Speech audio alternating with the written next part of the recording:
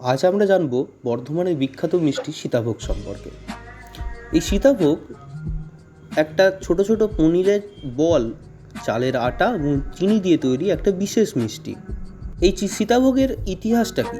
মহারাজ বিজয়চাঁদ মাহাতের আমন্ত্রণে Lord Curzon 1904 সালের 19শে August বর্ধমানে যান এবং সেই লর্ড কার্জনের স্বাগত এবং মধ্যাহ্নভোজের স্মরণ করার জন্য মহারাজ সেই অঞ্চলের এক বিখ্যাত মিষ্টি বিক্রেতা ভৈরবচন্দ্র নাগকে নতুন কিছু মিষ্টি তৈরি করার আদেশ দেন। ভৈরবচন্দ্র দায়িত্ব গ্রহণ করে সীতাভোগ ও মিহিদানা নামে দুটি নতুন মিষ্টির প্রচলন করেন। লর্ড কার্জন এমন অনন্য মিষ্টি খেয়ে অবাক হয়ে যান এবং ভৈরবচন্দ্র নাগকে প্রদত্ত শংসাপত্রে প্রশংসা করায় এবং ধন্যবাদ জানায়। তারপরেই এই মিষ্টির গুণাগুণ দেশ বিদেশে ছড়িয়ে পড়ে। সেই প্রয়াত ভৈরবচন্দ্র নাগের পুত্র প্রয়াত নগেন্দ্রনাথ নাগ 1976 সালের 15ই নভেম্বর রেডিওতে এই ঘটনাটি জানান সবাই।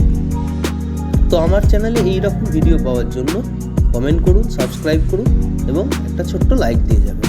ধন্যবাদ।